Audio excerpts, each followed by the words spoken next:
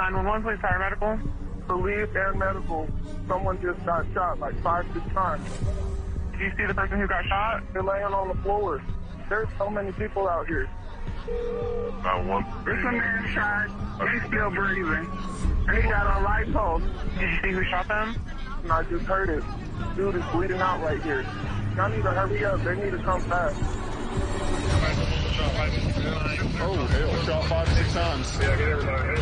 Okay, roll.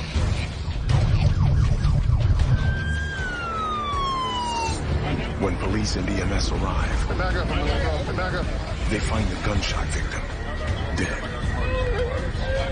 I need to take off as soon as possible.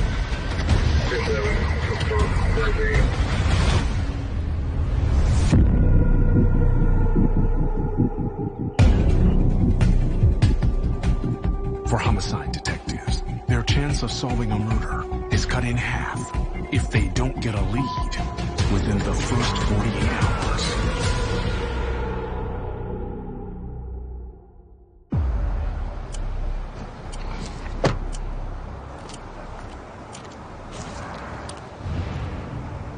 What's going on, man? Detective Mark Kennedy will lead the investigation. So where's the scene at? Right around here.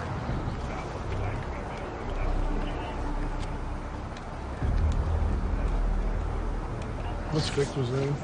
Isaac Walker. 21-year-old Isaac Walker was a senior at Langston University. He was a linebacker on the college football team and spent his free time fixing motorbikes.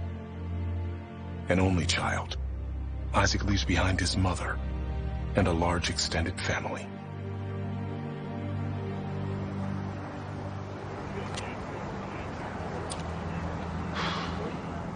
Man, he hit him at close range. Isaac was shot 7 times. Yes, rifle casings. Really? Oh, they look like 223 or? Yeah. CSI collects 7 .223 rifle casings. His cell phone's over there.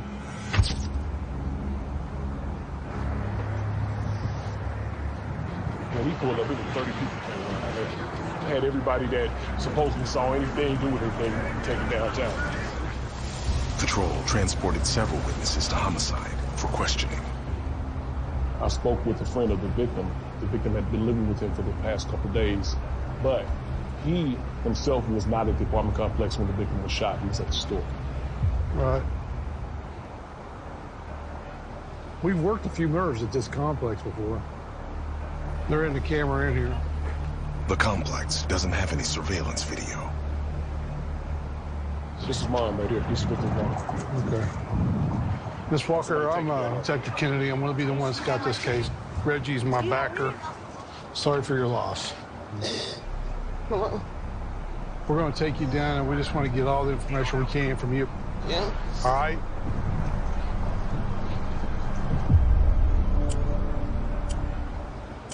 One hour in, the team gets a lead. She said as soon as they rounded that corner, they pulled up a big gun. A witness saw 2 men wearing baseball hats heading toward the crime scene with a rifle. Those 2 baseball caps brought by their car, the guys had them on. When the 2 men fled, they dropped their hats. So the hats are going to belong to our suspects. Yeah.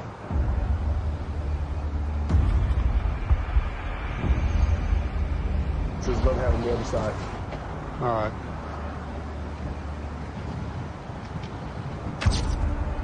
Says loyalty is royalty.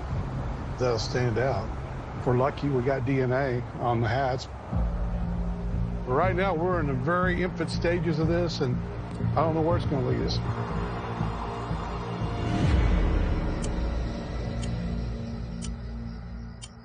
All right, Red, you ready to start interviewing?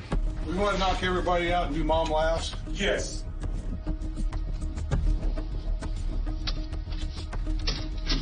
Hey, my name is Reggie. I'm a homicide detective. My name is Detective Kennedy, okay? Kennedy and Detective Reggie Warren split up to interview the witnesses. I'm the one that's going to be working this case and trying to figure out who did this to Isaac, okay? Yes, sir. When the shooting happened. Can you tell me where you were at? I was on the other side of the building. And I seen the two people walk in, they was coming to the gate. Did they walk into the complex or did they get out of a car? I just seen them walking on the sidewalk, and then I seen the gun in his pants, and then they was walking over there, ski mask on, and I walked in front of them. He says he passed the two suspects as they were headed toward the apartment where Isaac was shot. And then I looked back, he hit up, and pulled the gun out. I was running full speed, and he went, wah, wah, wah. Both of them had masks on. Did they have baseball caps on? I don't really know if they both had caps on. Only see one of them had caps on. I don't know. I know this isn't everything you do every day, man. I get it, but just remember as much as you can. Yes. Which one had the gun? I think both of them had them. Was it like a pistol or was it like a rifle? It was a big gun. Clip. Gotcha. Is that all you know? Mm-hmm. All right. Down the hall, You heard the shots, you just took off. You didn't see anybody walk off or anything. Warren wraps up with another witness. Okay. Then I get you. But he doesn't get any new leads.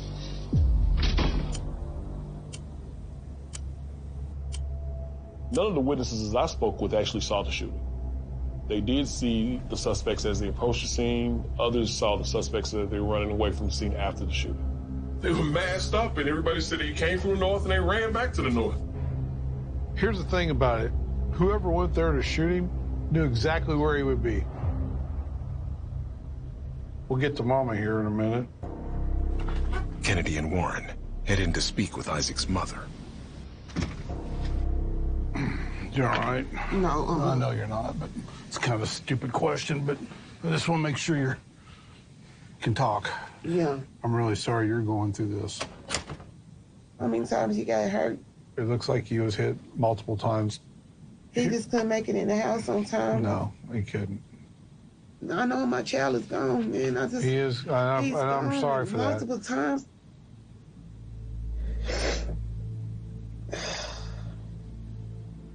I know you're hurting. We just want to get as much information as we can. You're the closest to Isaac, and you knew what was going on in his life. Yes, I did. More than anybody. Yes. So that's kind of what we want to get at. Any beefs that Isaac had with anybody, I want to know anybody. He got in a fight with somebody named Javion Washington. She says a month ago, Isaac got into a fight with a friend named Javion Washington. What happened during the fight? Well, my son had shanked him. She says during the fight, Isaac stabbed Javion with a knife. So why did it happen? It was something dumb, petty stuff. And he used to stay with me, and I was at 1 month. We was helping him because he had nowhere else to go. I ain't seen him in a minute since he left. She says Javion left town after the fight with Isaac. Where's he from? He's from Arkansas. And so since the shanking, has Javion made any threats towards your son? He has, yes. So that one night, he made a threat, said that he gonna come down here with some dudes, too. Who's they? The people in Arkansas. When was the last time that there was a threat sent that you know of to Isaac from Javion? In September. She says Javion made the threat a month ago. So it's been kind of quiet since then? Yes. So that's the only person you really know that he's really had a violent encounter with? There's a lot of people beefing with Isaac. There was just a lot of beefing going on, and I just wanted it all to stop. Did Isaac ever call you and say, man, I'm talking to somebody, they're giving me problems? He told me today he got into it with some people out there in Sunset. She says Isaac called her this morning after arguing with some men at the same apartment complex. He said, I need me a piece today. And he asked her to get him a gun. He kept on saying, Mama, y'all gonna have to plan for my funeral and all this.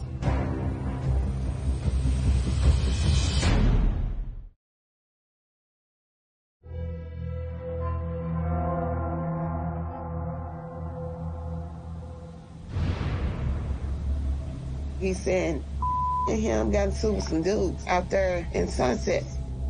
She says Isaac's friend, the man he was staying with at the complex, was there when Isaac got into a fight today. Did he say these guys come threaten to Somebody shoot was him? gonna come and shoot him.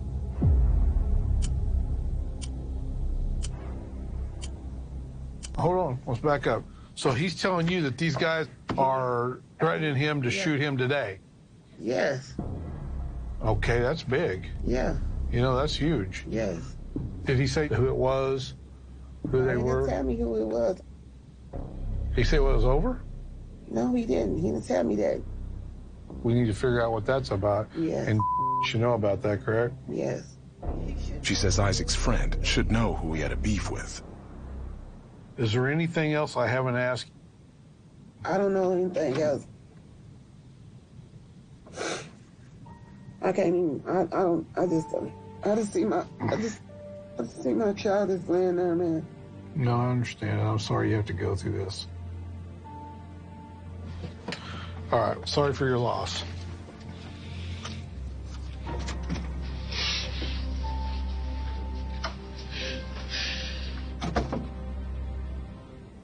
I just had a patrol officer over here. Okay.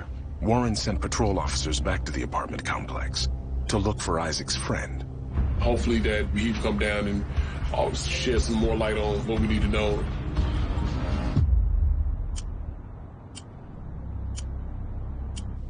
An hour later, patrol finds Isaac's friend. We found some information that I wanted to ask you about. I know that Isaac had been at your house all day long. Yes. Had he been beefing with anybody while he was at your house that you know of? No. I'm going to be straight up with you. We talked to his mother. He told her that him and you got into it with a couple of guys in the complex and he needed a gun. It wasn't even that big of a deal. Who are these guys that you supposedly he's saying you got into it with? I don't even know their names. They're just some guys that I know from around. You have to get more specific. How did you know them? Because I'm a street tattoo artist. I tatted him back in the day. He just wanted to talk to me about getting some more tattoos. And Okay, how did that get turned into the point to where Isaac's telling his mom that you guys got into it? I'm not sure. So did Isaac get into it with these guys? I didn't get into it with Did he nobody. talk to him at all? He didn't talk to nobody. So nothing bad happened Nothing bad happened. that would cause somebody to want to come back and shoot the place up? No. All right. So tell me what you do know about Isaac. Did he have any money? Was he selling dope? Was he doing anything like that? Isaac was trying to get a job. What kind of job is this? It's a resource one. All right. Has he been into it with anybody lately? He been into it with one guy. I don't know his name. I just call him Jay. Has he said anything about this J person threatening him to hurt him or anything? Possibly did. I don't know. Okay. I wish I knew more. All right, man. We'll get you out of here, okay? He didn't have any reason to lie to us because that was his friend. And I think if he knew something, he would tell us the truth. He said that the victim was feuding with a guy named Jay. When I spoke with the victim's mom, she said that he had been beefing with a guy named Javion about a month earlier. Now, it's highly likely that Jay and Javion are the same person. Kennedy looks up Javion Washington in the database. So that's him. He's got no record here other than getting a ticket for fireworks with my victim. 3 months ago, Javion and Isaac were stopped by police on the 4th of July. Hold on, let me look at this. This is a body cam from officers on 4th of July. So there's my victim sitting right there. You ever talked to police before? I'm not from here, bro. I'm from Arkansas. Spell your first name. Jayvon. Okay. This is a guy they say he's into it with. On the 4th of July, it's obvious these two are friends. You know, they're buddies or together. But Javion is a person of interest. We're going to come back in the morning, and Reggie and I are going to start looking for some video around there. If we can catch the suspects with those hats on, we got a starting point. We got a long ways to go on this one. It's not going to be an easy ride.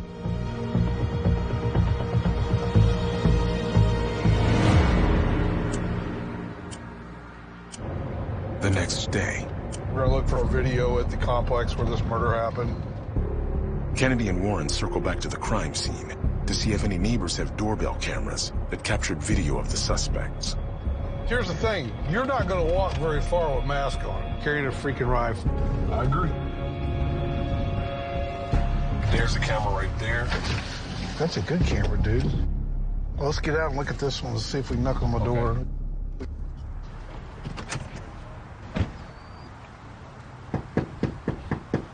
Tulsa Police.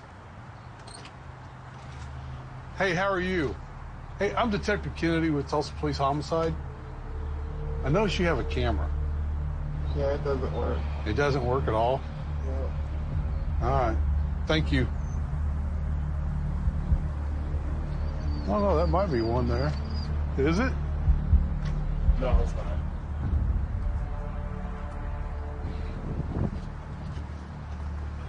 Then, Crazy, I just seen you out here, so I was really trying to figure out your phone number.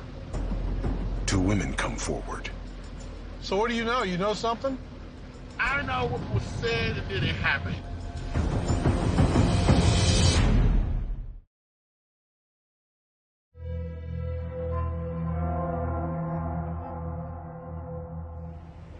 You want to come downtown? Yeah, Follow us downtown. Follow us. Only happened to Mark Kennedy. Well, this said nothing yet. I like that, though. At this time, I'll take anything. See, this is why you come out and do follow-ups, boys. You're right.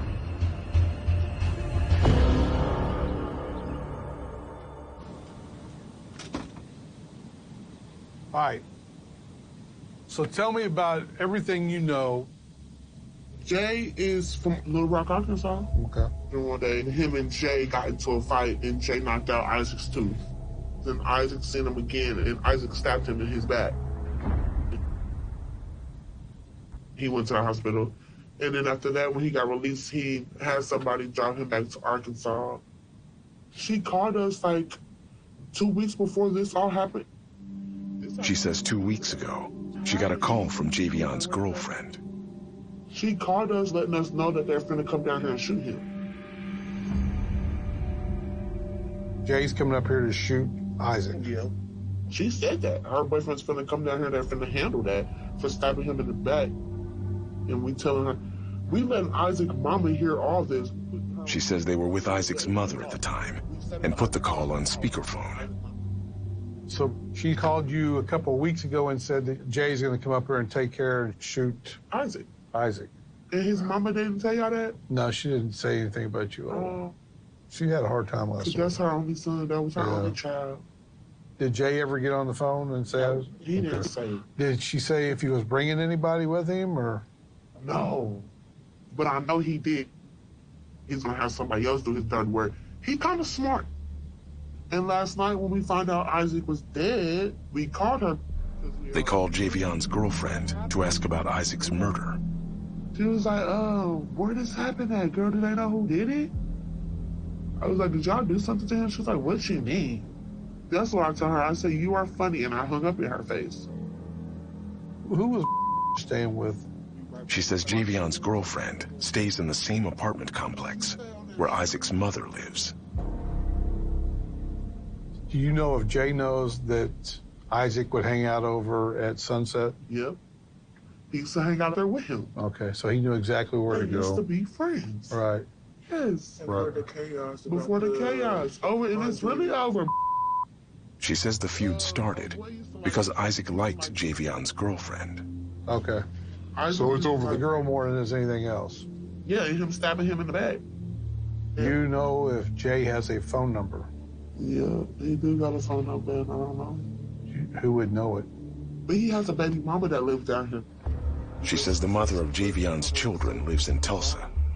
All right, is there anything else we haven't asked you, information that you think we need to know about it? I told you everything I knew. Well, young ladies, I appreciate you coming down and give us that information.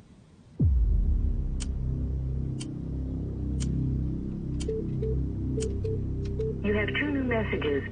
I just want to know what's going on, please. I just hope y'all just let me know something. I got my son, please.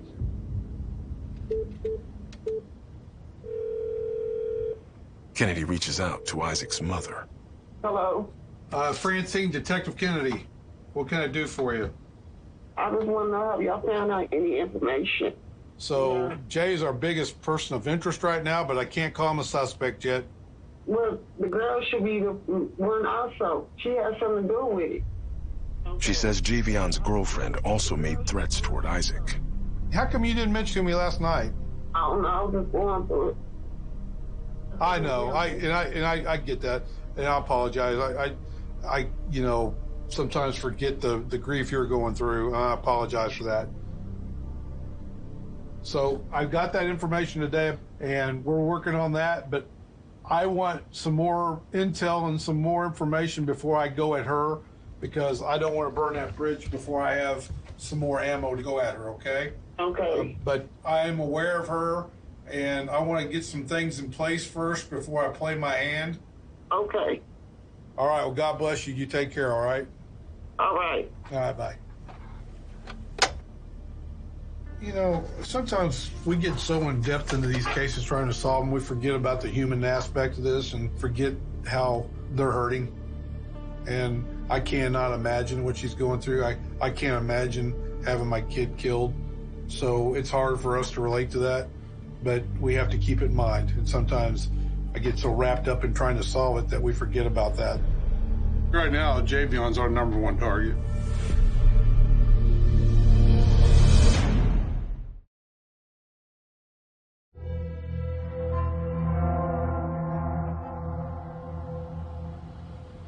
I would say right now, Javion's our #1 person of interest. We just got to build a case.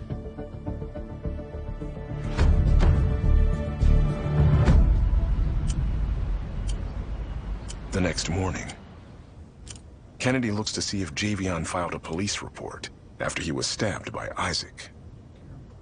See, I'm looking for a stabbing. I don't see any stabbings or even assaults that match up to mine. We can look at their body cam and see kind of if it's 23. Yeah, we can look at that. Kennedy locates the responding officer's body cam footage.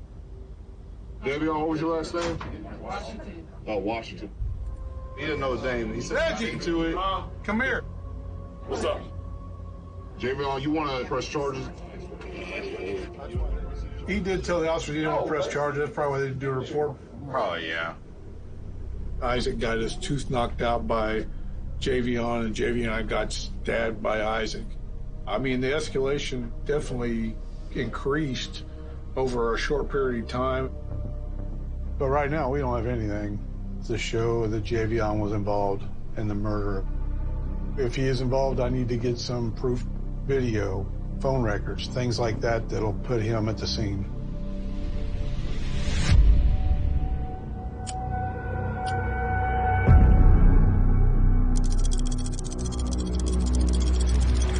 In the first 48, Tulsa Homicide responded to the murder of Isaac Walker, gunned down outside his friend's apartment. Interviewed witnesses who said they saw two masked men with rifles approaching the apartment and saw the same two men drop their hats as they fled the scene. Discovered Isaac was feuding with a former friend named Javion Washington, but haven't found any evidence tying Javion to the murder. 9 days later, We're going to start kind of ruffling some feathers. We're going to go try to find baby mama of Javion Washington, and then we're going to go to the current girlfriend. Need to talk to him. Here we go.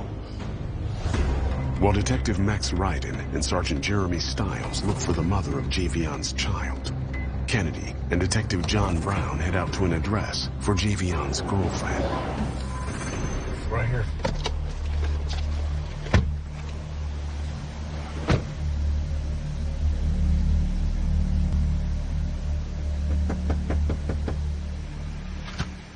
Hey, how's it going, man?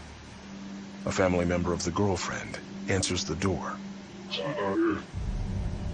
Hey, where's your boyfriend at? Jack. Yeah. Last time I checked, he's supposed to go back to Arkansas. How long ago was that? When Isaac getting killed. So you know Isaac? Yeah, he stepped in here. Gabe's the person of interest in this. Was he back here that day that happened? Well, he came, I heard the day that it happened. It was him and somebody else. He says Javion showed up at his house the day of the murder with another man he'd never seen. The other guy go by anything, or? I don't know, I ain't never seen him. He says he never got the other man's name. They have caps on or anything? Yeah. Kennedy shows him photos of the hats from the crime scene. Yeah.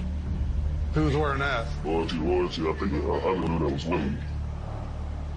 Has she been staying here since he's left? He says the girlfriend may be staying with another family member. Hey, appreciate you, man. Thanks for being straight up with me.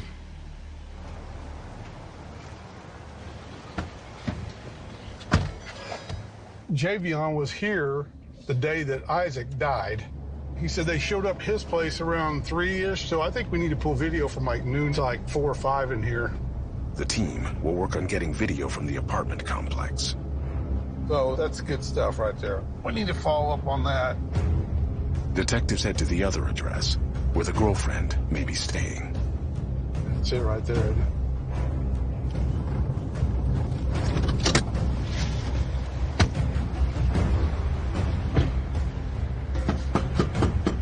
Tulsa Police.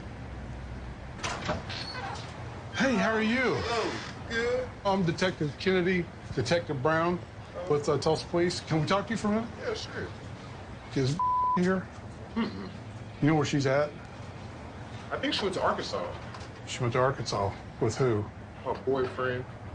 She says Javion, his girlfriend, and another man she didn't know stayed at her house the night of the murder, then left for Arkansas the next day. You know what kind of car he's driving? It was a white car with a paper tag on it. Thank you.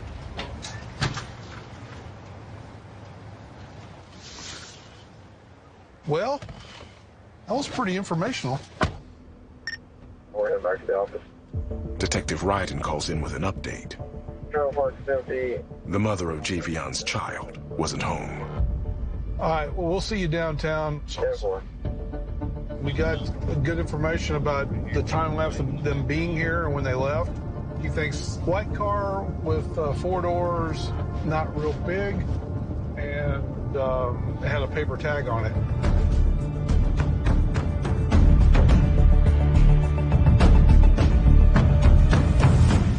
One week later. So, do we have a phone number? Really? Yeah. The team finally tracked down the mother of Javion's child and got his phone number. So I'm going to do a war on it. We're going to get phone records from Javion. Hopefully that phone will track to the area of the crime scene at the time of the shooting.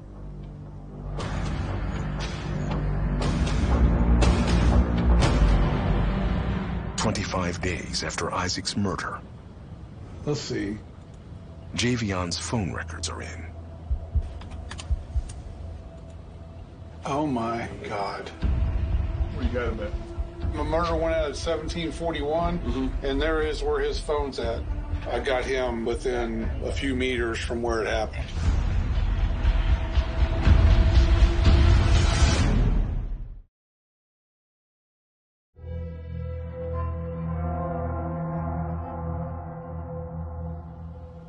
I've got his phone at the time of the murder right there. We need to get a warrant for him to get a DNA swab.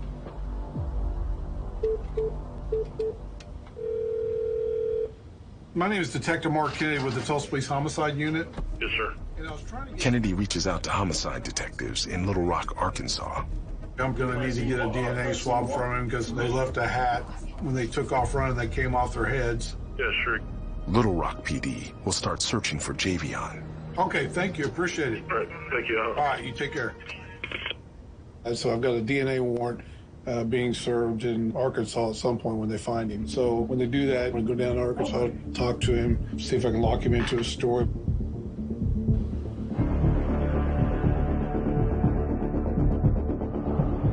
One week later. So I got with Little Rock, Arkansas, Detective Stephen Henry to get Javion's DNA. Detectives in Little Rock track down Javion at a relative's house and serves a warrant for his DNA. Now that we have his DNA, we want to get a rush on that with our lab to compare it to the hatch. Straight on. So we're going to collect the DNA from Detective Henry, and we're going to see if we can make contact with Javion Washington and see if he wants to talk to us. 4 hours away, in Little Rock, Arkansas. Hey, Stephen, Mark Kennedy. Nice to meet you. John Brown. Nice to meet you. Is that the DNA right there? Yes. Buckle swabs? That's the swabs. Nice. We said that night he was up here with us, shaking like a leaf. So we have an idea where he could be? Yes, possibly. Okay. Yes. Henry believes Javion may be staying with the relative who brought him in for the DNA swab. So we're going to go try to find him and talk to him. Sound like a plan? Sounds like a plan? We are following these detectives just trying to make contact with Javion Washington. They were driving a little white four-door with a paper tag in it. I definitely want to see if it's here.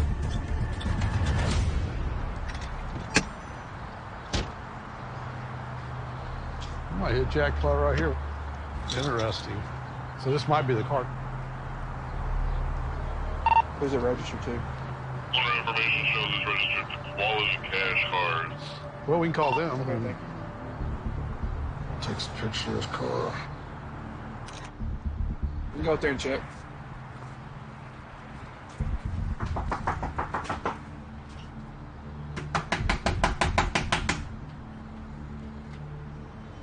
No one answers. So we'll go to the office.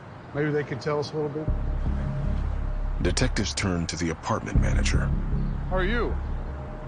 This is the guy I'm looking for. Yes. She says she's seen Javion within the last week. Okay. Then, Hey. Javion's relative reaches out. She got an alert from her doorbell cam and recognized Detective Henry, who had collected Javion's DNA. So is he home? No, he's not home. Where's he at? I think he's with my dad in Hot Springs. I'll introduce myself. My name is Detective Mark Kennedy with Tulsa Police, okay? Yes, sir. So let me ask you this. How long have you guys had the white Camry? Maybe right at a month. Okay. Who drives that? I drive it sometime. Javion drives it. Okay. Well, I need to talk to Javion about a case I'm working back in Tulsa. We gave his DNA or whatever. Right. We don't know what's going on. I need to talk to him. I want to get Javion's side of the story and see if he was even in Tulsa the day that this case I'm working occurred. We don't even know what day, anything about anything. Well, I mean, his name's been brought up. Well, I really am not going to get into that a whole lot until we talk. I just want to have a discussion, okay? I'm going to see what I can do. Thank you. All right, well, we know the car's there. We'll see if she calls back. I really appreciate all you guys' help. 2 days later, still with no word from Javion. Take his chair right here. His girlfriend shows up after hearing detectives were looking for her. All right. My name's Detective Kennedy with Tulsa Police. I'm a homicide detective. This is Detective Reggie Warren. I kind of got a feeling you probably know what we're here about. Yes. What do you think we're here about? About a death that occurred, I think, last month. I think his name is Isaac. I've seen him a couple times. Did you know he got murdered? Not until my auntie called me and told me. Where were you at whenever she called you? I was in Arkansas. Where at in Arkansas? I was with my friend. Who's your friend? Jay. Okay, so you know Isaac. I didn't really know him. I've seen him a couple times. Everybody knows you all know each other. Hold on, just let me finish before you start interrupting me. Because I want to tell you what I found out, okay, without even talking to you. You and Isaac and Jay and everybody was cool. At some point that Isaac and Jay become uncool, okay, and they got into a fight. Isaac stabbed Jay. I know he went to the hospital, and he went back to Little Rock after that, didn't he? The same day, yes. When did Jay come to Tulsa? They came to Tulsa on the 14th. She says the day Isaac was murdered, Javion came back to Tulsa with a friend. Who's his friend? I don't know his friend. And we were at my auntie's house the whole day. Here's the thing. You seem like an intelligent girl, and I don't want you to screw your life up because this is a murder investigation, and I know that Javion is the one that killed Isaac. Okay, let me tell you. You'd have to know something about that, and I'm going to tell you why. Because you just locked yourself into a story about these young men being with you the whole time at your auntie's house. I got Javion's phone number, and guess what? I can put his phone at Sunset Plaza.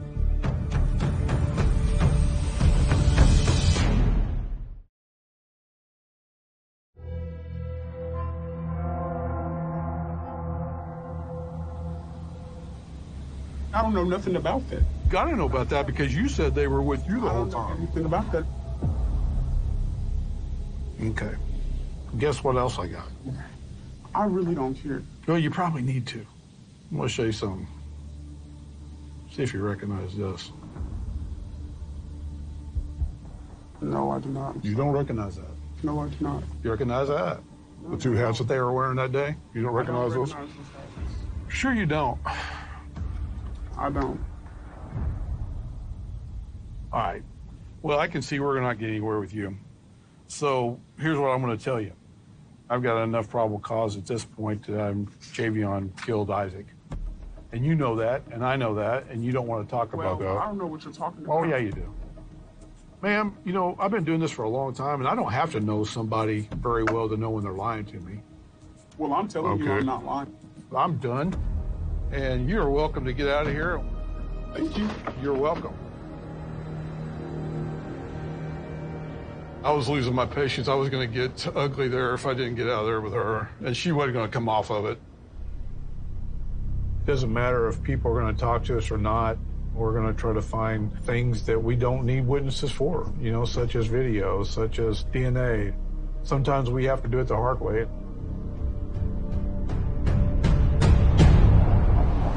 The next day, well, here it is. The team gets video from the apartment complex where Javion's girlfriend was staying on the day of the murder.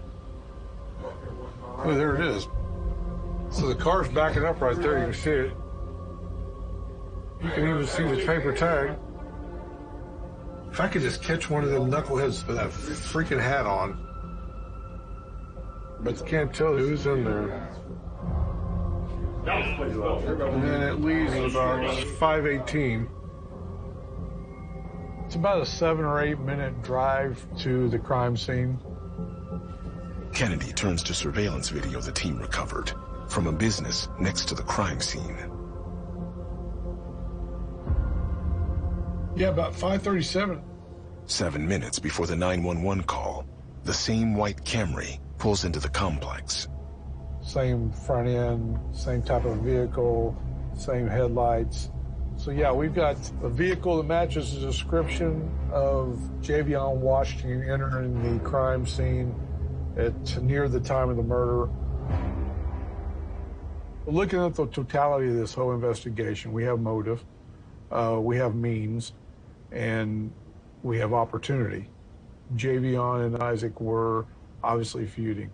And I got Javion's cell phone hitting off a tower in direct direction of where the crime occurred, and then the vehicle in that complex at the same time.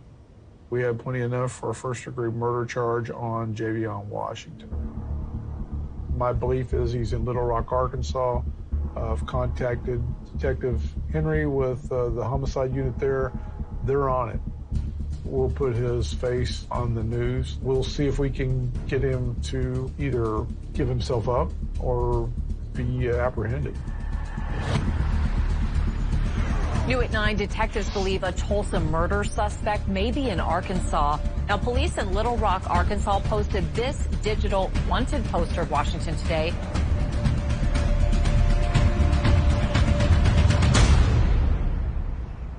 Three months after Isaac was murdered, We had Little Rock PD trying to find Javion Washington. They put out media release that he was wanted for a murder in Tulsa. I guess it was enough pressure on him that he decided to come turn himself into the Tulsa County Jail. Tried to go talk to him, but he requested an attorney. So he's been booked in on one count of first-degree murder.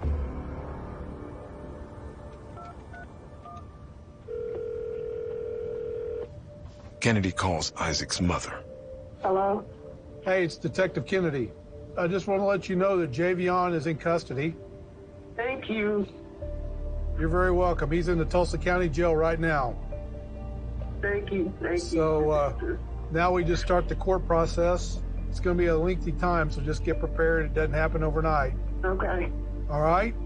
All right. All right. You. You take care. I think she's just happy he's in custody. Obviously, there's a second person. We would love to know who that is. So I'll keep trying to work on that and figure out who that could be.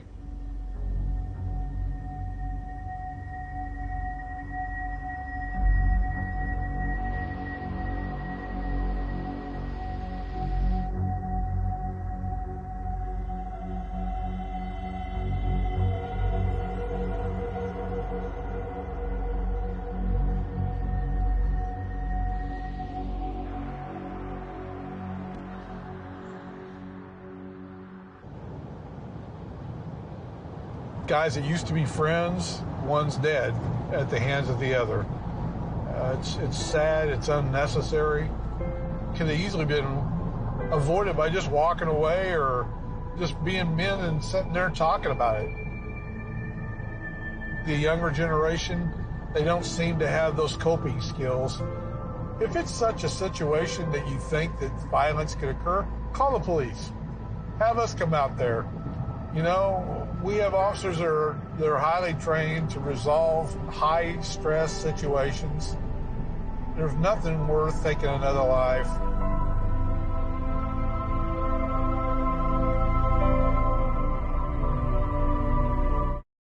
Were turned off and the spray was applied, the floorboards instantly glowed a bright, electric blue. It smells like blood, the technician remarked. He clearly wiped up the blood in an attempt to hide it. I think we need more than a swab since it is a homicide, Holly urged. Be nice to. Get up in it. Cut the seat. Who has a good knife? The technician sliced open the leather upholstery of the front passenger seat. Deep within the inner foam padding, thick crimson saturation was exposed. Soaked into the seat, the technician pointed out. Boom. Now, we are seeing a lot. More blood underneath the seat, which shows he took the time to clean up the seat itself, but he couldn't stop the blood soaking into the seat structure. You took the time to destroy evidence. Sanders analyzed the physical findings. Misprision of a felony. It is just looking worse and worse for him by the moment. We are going to do the DNA for it and be able to confirm that that is the victim's blood. We have your car in the area. We have your phone in the area. We have text messages of you texting back and forth with the victim. Now, we have got blood on your front seat, so the probable cause is there all day long. He had his chance to explain things to us, and he didn't want to do that. So he can take a ride. You beat the charge, but you ain't going to beat the ride to jail. Sanders returned to the supervisory office. So they found some blood in the car, Sanders reported. So right now he is going to get charged with murder. Could be self-defense, but oh well, he ain't telling us that. It really would change everything, but he ain't talking. Read the affidavit to him and see if he re-engages, a senior officer suggested. Provide him a page and talk and give his side of the story. Just saying, hey, Like this is where we are at because we only have one side. You cannot ask him questions, but you can present the formal charge.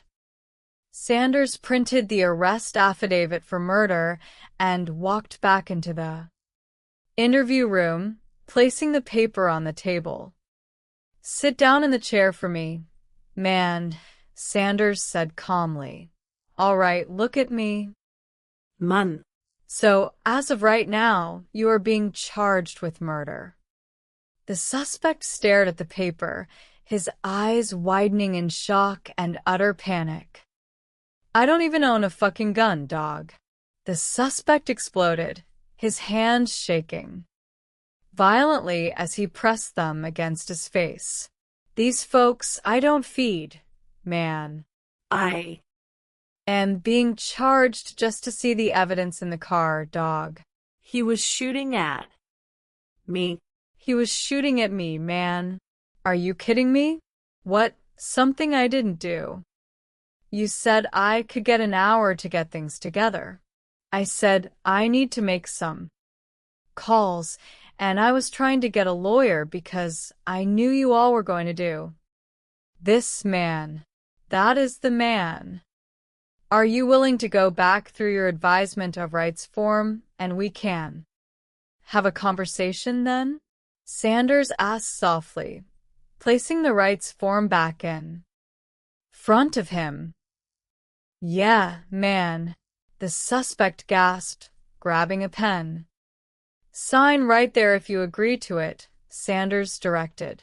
If you fully understand your rights, just sign right there. The suspect signed the waiver quickly, wiping tears from his eyes. So take me from start to finish, Sanders said, leaning in. Don't leave out nothing. Take me from start to finish. Fucking girl? Man, the suspect panted. He. When you say he, who was he? Sanders asked quietly. I don't remember, the suspect stammered. I don't remember what his name was. Then. Okay, so how do you know him? Probably from the corner store, the suspect explained, struggling to collect his thoughts. He called me and was like, hey, meet me at fucking Nick's. He says the man asked to meet at a restaurant a half-mile away from the crime scene. I am like, all right, the suspect recalled. He sees me at Nick's, he hops in the car. He tells me, fucking man, take me back to my house or whatever. I be like, all right, who do you look like? So we driving, he said, all right, turn right. Here. We go down in, before I knew it, all I hear is, oh, this is a robbery. So? I am trying to grab the gun, and we fighting. I never actually stopped the car. Because I am trying to fight for my fucking life. I got his wrist and I am boxing him, so we tussling, we still tussling. Well, I didn't grab the gun, I grabbed him. And then I think the gun went off and it almost shot me. The gun went off twice. Me and my driver's side together, still fighting. Still tussling, rolling on the ground. He been yelling, stop, stop, I shot myself. He said he shot himself? Sanders verified. But I am not hearing that. The suspect continued, his voice cracking with intense emotion. I am trying to get this gun out of his hand because I don't know how many fucking bullets he got. I didn't shoot him. I swear to God, I did not shoot him, man. When did you all stop? Sanders asked. It has been like a couple of seconds, the suspect described. When I break the gun free, he runs and tries to, I guess, jump the gate or something, so I hop back in my car, and I haul ass, and I toss that shit somewhere wherever by the complex or wherever. So after you left, that is when you went to your baby mama's house? Sanders asked. Yeah, I went home. The suspect nodded, catching his breath. Bro, see, that could have been simple, dog, Sanders said gently. Simple. But the fact's right there in the car. I don't have it. I don't know. He shot at me, the suspect pleaded. I don't know that. That is what I am saying. Evidence in the car suggesting that this guy robbed me, but yet you all come in here and charge me with murder. Man, you cannot tell me that ain't fucked up. We don't have all the evidence back yet, bro, Sanders explained. If you don't have all the evidence, how are you going to charge somebody? The suspect questioned, putting his head in his hands. Because we can go off a base of what we got, Sanders answered honestly. Crazy man. That is fucked up, man. The suspect cried. Give me a second. That is fucked up. That is crazy, man. That is the reason I don't know, because this fucker tried to rob me. Fucker. That is crazy, bro. Sanders stepped out of the interview room and met Reams and the supervisory staff in the hallway. Where are you at right now? Charge or no charge? Reams asked. I honestly believe him, Sanders stated without hesitation. That is impossible, I mean, that is impossible with the hole in his leg the way it is for it to be an intentional execution. Charge him with murder? No. I am not charging him with this. Everything he is saying matches up. What do you all think right now? I wish he hadn't waited, and he cleaned up everything, Reams remarked. Regardless of how we personally feel, that is not okay. Get rid of the gun. I mean, I am good with misprision of a felony, Sanders proposed. Is that a felony? Reams asked. Yeah, Sanders affirmed. It is, but it is not murder. That is for hiding the evidence. Yeah, washing the car and cleaning it up, Reams agreed. He is responsible for that. I am cool with that. All right, Sanders said. Sanders walked back into the interview room, looking the young man squarely in the eye. Stand up, Sanders instructed. You want the good news? You are not being charged with murder. So we are charging you with misprision of a felony. Listen, listen, listen. Just hear me out, bro. 1 to 3 years, I believe. Listen, bro. I believe you. If I didn't believe you, you would still be getting charged with murder. I believe you, which is why we are going down this route. My job is not to throw away a man's life for something that he didn't do. Listen to me, bro. Be a man. If you ever get put in this situation again, no matter how scared you are or how you feel, call the police. Get ahead of it. With 4 hours left in the initial 48-hour window, Detective Sanders closed the homicide investigation. He was pretty much fighting for his life in the car to not get shot and to not get robbed. Sanders reflected back at his desk. So, I mean, that is traumatic for anybody. It is a possibility that he thought that he was innocent, which is why he didn't come and tell the police. But at the end of the day, a gunshot went off. He saw blood. It is a possibility they could die. Just come out and come. Tell us This could have been solved that night. C's goal was to meet up with him to rob him. C ultimately shot himself. You know, it is a terrible decision that he made to rob someone. And now his family is left without him. It is an unfortunate situation. Hopefully this never happens again. In the quiet suburban expanse of Gwinnett County, Georgia, another midnight. Tragedy unfolded under the heavy canopy of pines surrounding a local park.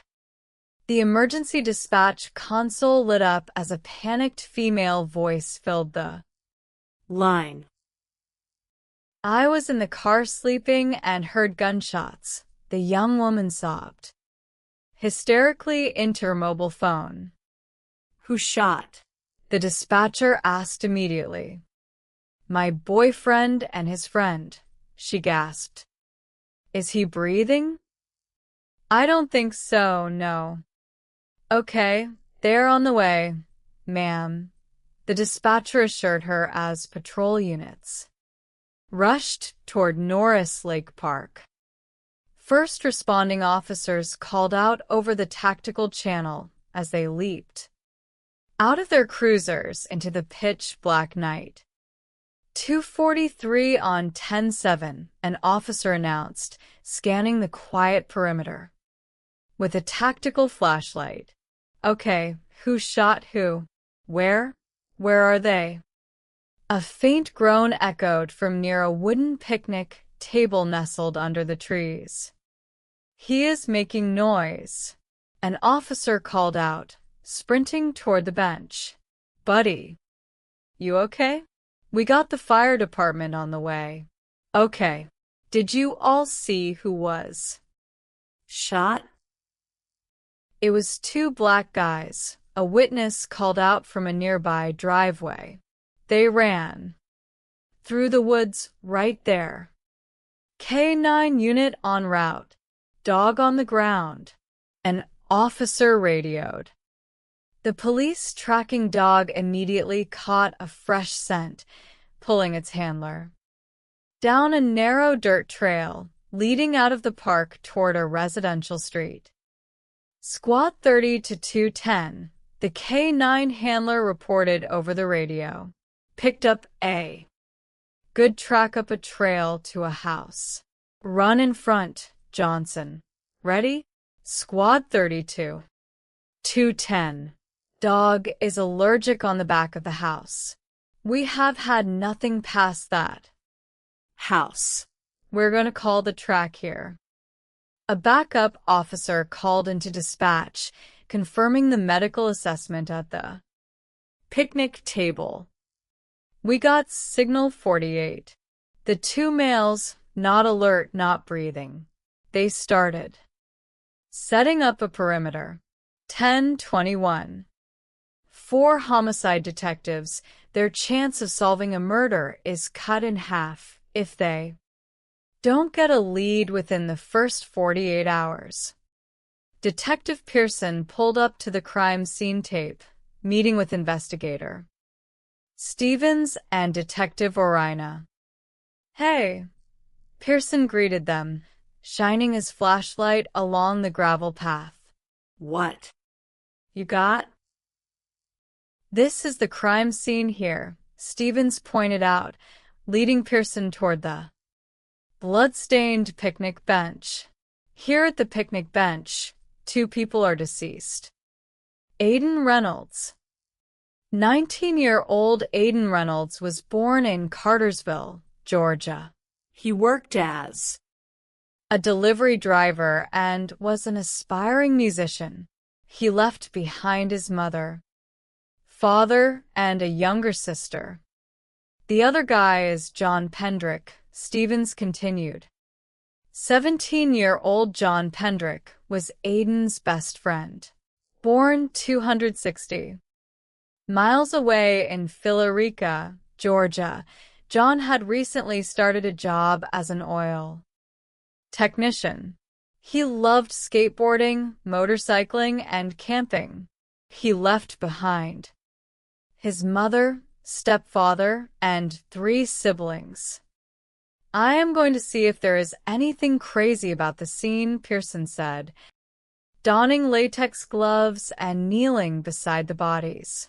Okay. Hey, Stevens noted, pointing his light at John. He has got one to the side, too. In the back. John had been shot in the arm, chest, back, and torso. I think when he fell, he must have fallen into the table, Pearson observed. I think this guy tried to run. They say where he got shot? He got shot in the back, Stevens replied, illuminating Aiden's body. Aiden had been shot once in the chest, once under the arm, and 3 times in the back. They never saw it coming. Are these all shell casings? Pearson asked, pointing at glowing yellow evidence. Markers scattered across the concrete pad. 9mm. Crime Scene Investigation Unit located 13 9mm casings on and around the table. All those casings are pretty tight, Pearson analyzed. It could be one shooter. I mean you can do that with 1 magazine. Yeah. Beside the victims lay 2 mobile phones, one of them severely smashed. This phone is all beat up, an investigator noted. John and Aiden both have a cell phone lying next to them. Can you put those in airplane mode? Pearson requested. Yeah. Stop any kind of deletion.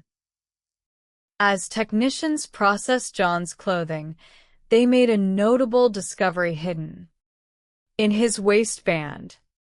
Inside John's waistband, a technician announced, pulling out a dark metallic object. Fake gun. Yeah, it looks like a BB gun or a plastic gun. His girlfriend is in the back of this car, an officer informed Pearson, pointing toward a patrol vehicle. John's girlfriend, Kayla, who had called 911, was waiting anxiously to speak with detectives. She stated she was asleep in the vehicle when the shooting occurred. Hey, Kayla. Pearson approached gently, opening the car door. I am Detective Pearson. This is Detective Orina. Kayla, I am very sorry this happened. How? Tight are Aiden and John? They were really tight, like all 3 of us, she sobbed softly. Did you already talk to John's family? Pearson asked. I talked to his sister, she nodded. So, you did tell her what happened? Yeah. So, can you tell me what happened today, what you guys were doing? Pearson inquired softly. Dude wanted $400 worth of treat, Kayla explained, wiping her eyes. She explained that John and Aiden had driven to the park late at night to conduct a sale of marijuana. Do you know the guy's name? Pearson asked. There was no name or anything, she replied. Okay, so how did Aiden get in contact with this guy? Instagram, she answered. Okay, do you know this Instagram handle? Aiden was texting, she said. Who brought it up to meet down here? Aiden? Pearson pressed. No, the dude did, she clarified. So we got in the car and just came over here. All I remember is him getting out of the car. As soon as I got out of the car, I completely just dozed off. Okay. And then, the gunshots is what woke me up. I didn't see the gun being pulled. Only thing I saw was them running off. She described seeing 2 dark figures fleeing into the woods. Okay, Can you describe them? Pearson asked. They were in all black, she offered. Would you know the race? I am going to say black, she murmured. Have you guys hung out here before? Yeah, we hung out here all the time, she nodded. And I believe you said the dude named this as the spot to meet the suspects. Pearson pondered. Quite a coincidence, you know what I am saying? Is there anything that you are not telling me that you think I should know? She shook her head. Okay. We will get you out of here in just a few minutes. All right, Pearson said. Turning to Irina as they walked away, Pearson remarked, looks like it is going to be a drug rip. We went over here and checked this residence. An officer approached, reporting on the nearby home where the canine track had ended. The canine lost the track. The suspects could have run to that location because it was an open gate. We started knocking, and the light went off as we were there. No one would answer the door after repeated attempts to make contact.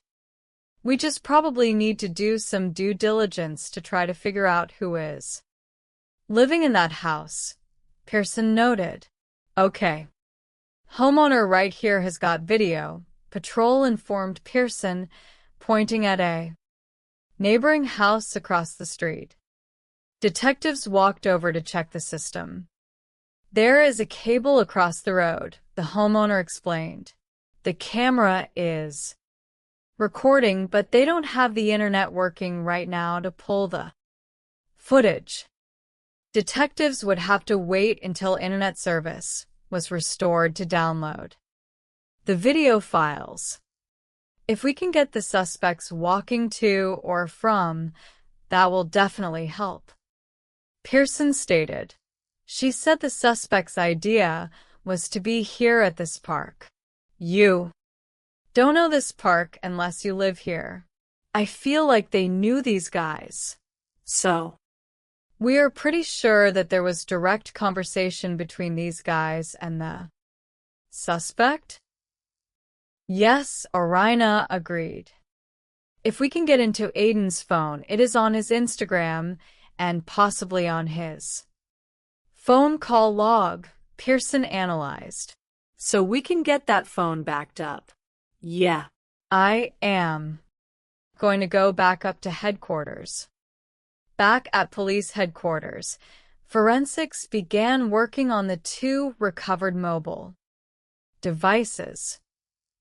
How are you guys? Pearson walked into the lab. What's up? You got into the phone?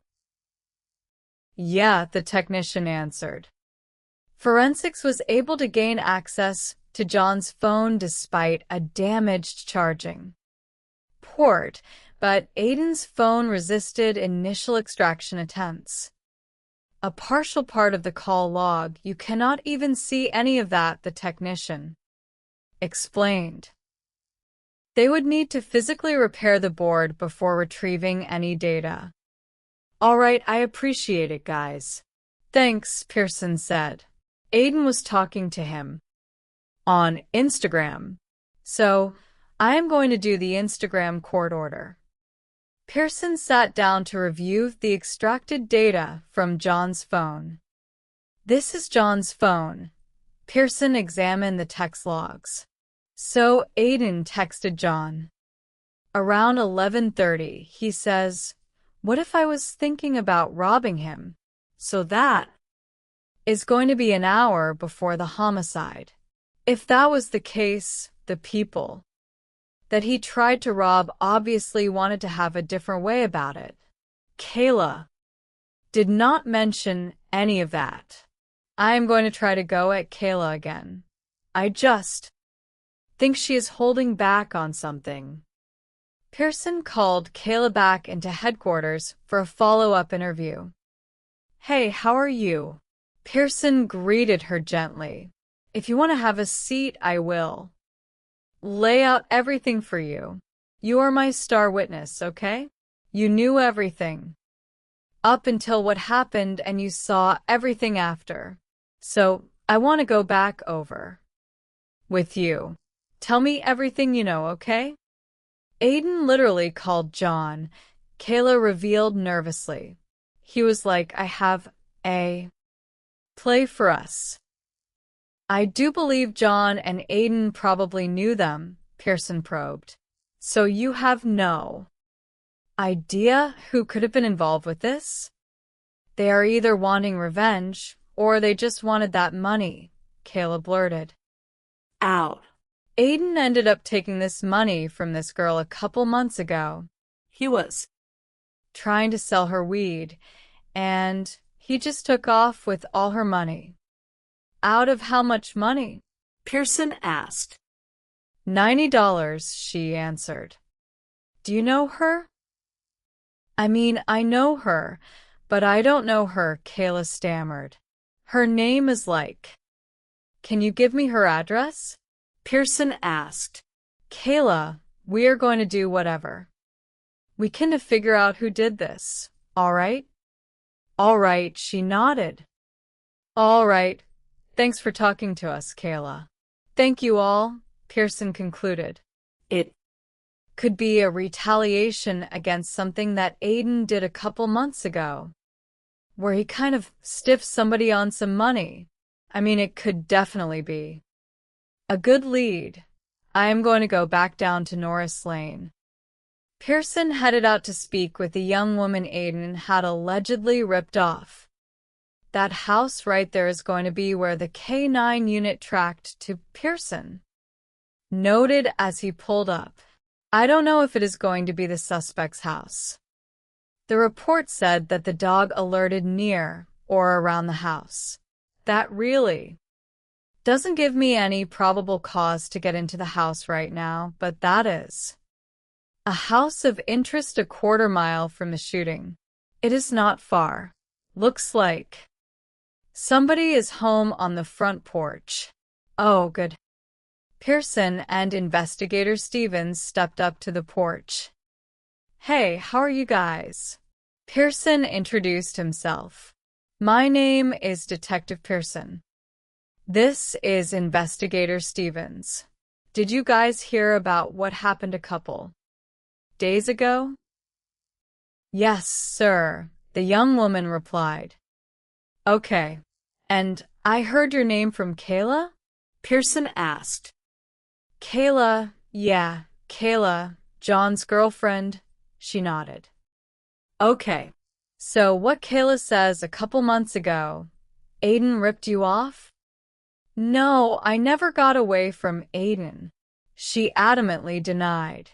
I have never got away from Aiden. Kayla told me that you paid Aiden or somewhat, and then he just ran off with your money. That never happened? Pearson pressed. I just heard, like, I know Aiden has been running off on people, she explained. Okay, but I promise you it was not me. Nobody I know, like, nobody close to me. Nothing. Aiden just passed away. So of course I would tell you all if he ripped me off. Can you think of anything else that you think we should know? Pearson asked. No, but I want to help you all find these boys that murdered them because we don't need this going around in Norris Lake, she urged. All right, thank you. Take care of yourself, Pearson said. Walking back to his vehicle, Pearson sighed. I am nowhere different now than I was 20 minutes ago. Aiden's phone was going to be the gold mine for the evidence, but we cannot get into it right now. I have a feeling I am not going to get any information unless it is from a court order or a search warrant, which is unfortunate because that is going to take some time. The longer we go, obviously, the more opportunity there is for these guys to scatter, destroy evidence, or get tipped off. 4 days later, a breakthrough occurred. I got the video, Pearson announced as the digital feed from the neighboring residents finally synced up. The video from the home next to the park came through clearly. This is the parking lot on the other side of the park, Pearson pointed out on the screen to Stevens. It is motion activated, so when you see it, it will come up, and then it will skip over to a different time. Looks like Aiden's car. And it is 12:04 in the morning. Looks like they are on their phones right here. 12:13 in the morning. I think they are communicating with somebody with the headlights. 12:25 in the morning. That is Aiden. And that is John. John has a backpack on, which was taken because that was gone. You can see someone right here. So this is going to be one or the suspect. In the park waiting. This is the last video of John and Aiden alive. This is probably the best evidence that I have gotten so far. So right now, I am just going to wait on those court orders and see what else I can get. 13 days after Aiden and John were murdered, the forensic lab finally succeeded in repairing and fully extracting Aiden's mobile phone. Pearson rushed to the digital lab. From what Kayla said on the night that Aiden was talking to the suspect on Instagram, let us see, Pearson navigated the interface. Be the conversation. Right here. They are talking about how much marijuana, 56 grams. They are talking about $400. He is talking to popshots_EJ. At 11:48, the suspect says, sunset. Aiden texted him at 12:05 in the morning. He is saying, I am here. That is right when they arrived. And then at 12:25 in the morning, the suspect texted, here. See. Someone walking right there. The exact time the suspect says here on the messages. The video mirrors the messages, so popshots_EJ is going to be one of the suspects that killed John and Aiden. That is definitely huge. Pearson printed a profile photo recovered from the account. This is a photo from Aiden's phone. Pearson displayed the printout. Popshots_EJ. That is going to be the Instagram profile that was talking to Aiden. I will check the suspect's mutual friends. His profile has been deleted. I just find that really suspicious. Norris Lake is a small community and he looks to be around the same age as the girl we talked to last week. She might know him or she might know of him. I don't have anything else to go on, so we kind of have to talk to her again. Pearson and Stevens returned to Norris Lane. How are you doing? Pearson greeted the young woman. I am fine, she answered softly. All right. I have something I wanted to show you, Pearson said, holding up the profile photo. We got this from the victim's phone. That is the Instagram that was messaging Aiden. Who is that? That is EJ, she gasped, her eyes widening in immediate recognition. Who is EJ? Pearson asked. That is not his real name, but I don't know nothing else about him. She stammered. Well, you know something because your mouth dropped when you saw his picture? Pearson noted keenly. We met him at the lake, she confessed. She explained that she and a friend had encountered EJ at Norris Lake, a community beach near the park. He asked my best friend, can I get your number? She is like, no, I will give you my Instagram. This is the only thing that happened with EJ. All right. Well, I guess we're going to go up and talk to your friend, Pearson said. Can you give me her address? Yes, she agreed, writing it down. All right. We appreciate your time, Pearson said. She lives right down the street. Here we go. Pearson pulled up to the friend's residence and knocked on the door. A teenager answered nervously. My name is Detective Pearson. This is Investigator Stevens. We are with the Gwinnett County Police Department, Pearson introduced. Don't be nervous. You are not in trouble. Do you know who that is? Do you know anything about EJ? So did he message you on Instagram? May I see the calls and stuff? The young woman handed over her phone. So is this him? Pearson asked, looking at a series of messages. When are you going to start on my hair? Yeah, that was 2 weeks ago. So, according to this, you went to his house. So you got a pretty good idea of where his house is at? She explained that EJ attended a local high school for troubled youth and offered to show detectives his house. He did murder 2 boys, and us getting an address of where you did his hair, a week before the murder is going to be big for us, Pearson emphasized. What if we drove by in his Durango, the blacked-out windows? I am just going to wait here. And then you guys are going to go with him in that car. Minutes later, Stevens returned after driving the young woman down the block. Thank you. I appreciate it, Stevens said to her before turning to Pearson. As soon as we got over there, she was like, take a right. I am like, okay.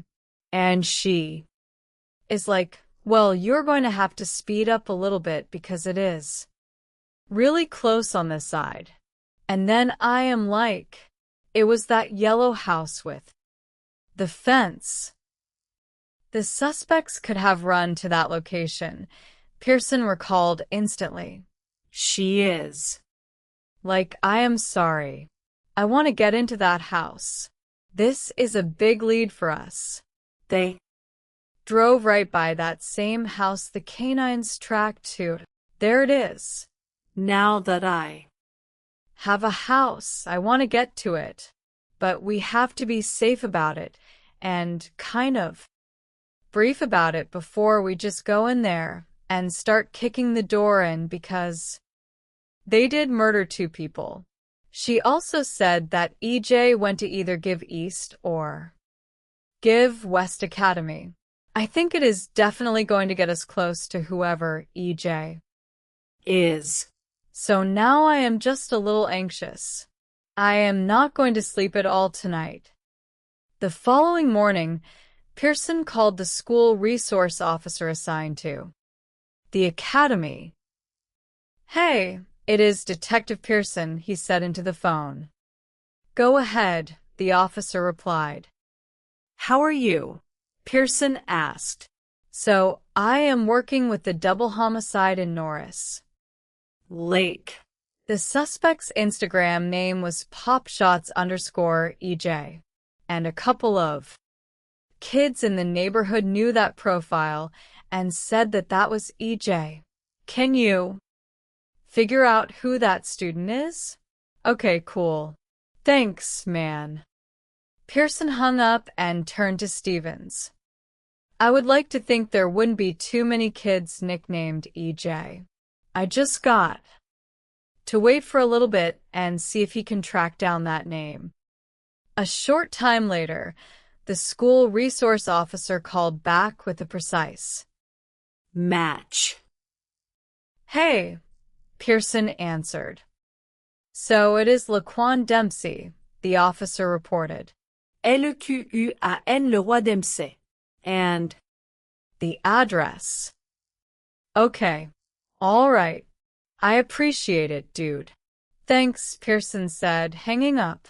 He Asked around all the teachers, and they know a kid that goes there by the nickname A. His name is Laquan Dempsey. He just turned 16. Sounds like that is going to be my shooter. However, Pearson knew that an Instagram nickname alone was not enough for a murder warrant.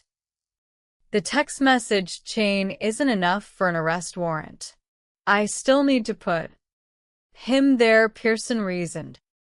He immediately submitted a search warrant for Laquan's cell phone records and location data. He doesn't have an address in Norris Lake, but that doesn't mean he is not friends with people at the address that K9 tracked, Pearson observed. So, what if we went out to the house and just kind of did a knock and talk, turning it into a lock it down? Pearson, Stevens, and several tactical officers approached the yellow house on Norris Lane. Pearson knocked firmly. Police department. Pearson called out. A young woman opened the door cautiously. Hey, how is it going? Can I talk to you for a second? Pearson asked. You heard about the murders, right? You lived here a while, right? No, she shook her head. You didn't hear about the murders across the street? 2 boys were killed 2 weeks ago? Pearson pressed. Okay. Is EJ here? Who? Laquan, Pearson stated directly. Laquan? No, he is not here, she replied. Where is he? I don't know, she answered. I know he had his hair done here a couple weeks ago, right? Pearson noted. She acknowledged that Laquan was a close friend of her brother. I need to talk to your brother and Laquan, Pearson stated. Okay. Can I come inside? No. I think we could do the search warrant now. I will go get it right now. There is going to be a black backpack. I don't know if it is still here. The victim had 2 ounces of marijuana in it, and they took it after they shot him. 9mm handgun. There is nothing. We'll just talk right here. Okay. Pearson looked her directly in the eyes. I am telling you, the shooters ran to this house, Pearson asserted forcefully. K9 tracked to this house, and particularly they tracked into this yard, okay? Do you want to talk to me? About what? She stammered. Now is not the time to mess with me, Pearson warned softly. This isn't going away. I know it is not, she acknowledged nervously.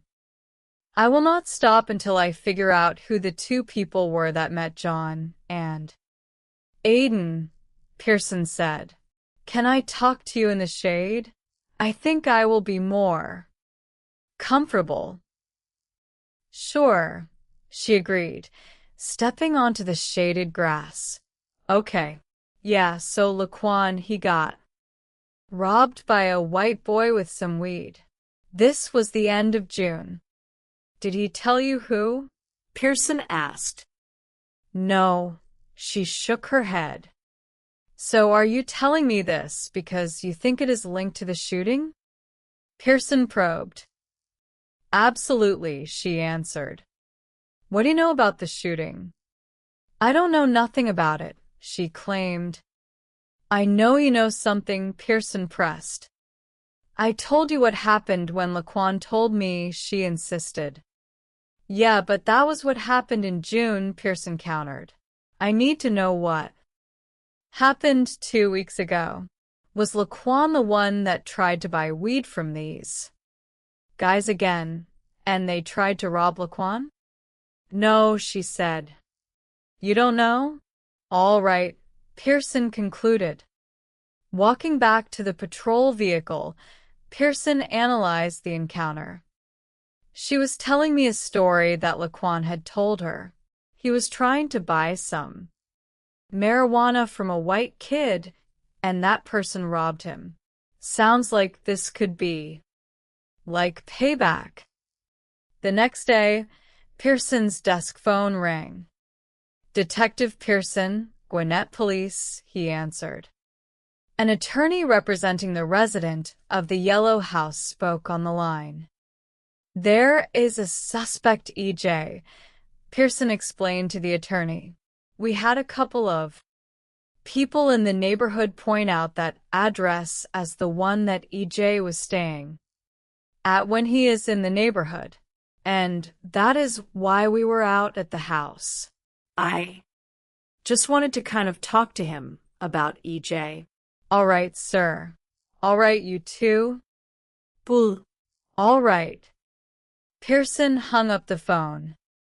Hey. I heard he was friends with him. He is like, well, I don't want to come up and talk if he is going to be roped into this felony murder thing. Give school. Provided me with a phone number for Laquan's grandma. I want to get a statement from them. I don't really have any other avenues right now. 2 days later, Laquan's grandmother agreed to bring the 16-year-old to police headquarters for a voluntary interview. I talked to Laquan's grandma about talking to Laquan, Pearson noted as he waited. In the interview room, she said she is going to bring him up today. We're going to talk to him about that conversation with him and the victim. We are going to try to figure out what his story is about all this stuff. Laquan and his grandmother sat across from Pearson. I know we spoke on the phone briefly, Pearson began politely. And I know you guys already kind of know why we are here talking. It was about the murders down in Norris Lake. One of the things that I did do after the homicide was I got into one of the victims' phone, which was Aiden, and there was an Instagram conversation between your Instagram account and the victims leading up to the homicide. Laquan shook his head quickly, claiming he routinely shared his Instagram account with a friend who lived at the Yellow House on Norris Lane. So I have already sent Instagram a preservation request for popshots_. EJ, Pearson explained. It tells me what phone number was used to communicate. Yeah, so even if you were to share it with a friend or anything like that, it is to show who specifically was using it and at what exact time, right? So we are going to know 100%. Can I see what is the conversation between? Laquan asked nervously. I can show it to you, but I don't want it to shut you down because it is conversations between Aiden and the person using this account, Pearson said, laying out the printout. They are over buying marijuana, okay? The person using the account says, we are going to meet at sunset, and then Aiden and John show up at sunset. Where were you? All I can follow is the stuff that I am going to get back from people's phone numbers and Instagram accounts. I am going to apply for yours. They're going to come back. And if they are different from what you are telling me right now, that is going to look really bad for you. Is there anything else about either you being at the house and them going down to the park, or you being around and not knowing that this was going to happen? I don't want to tell you all the things that I know, but I am scared, Laquan admitted, his posture slumping. I can see it in your mannerisms right now, in your face, that you want to tell more, Pearson said gently. So, I think you probably know a little bit more about what is going on with that friend. It is the first time ever I even heard of it, Laquan claimed. You are like if You're going to bump home. We are basically going to have some problems. What was bump home? Pearson asked. Bump home, you trying to get down to hit the blood, or not?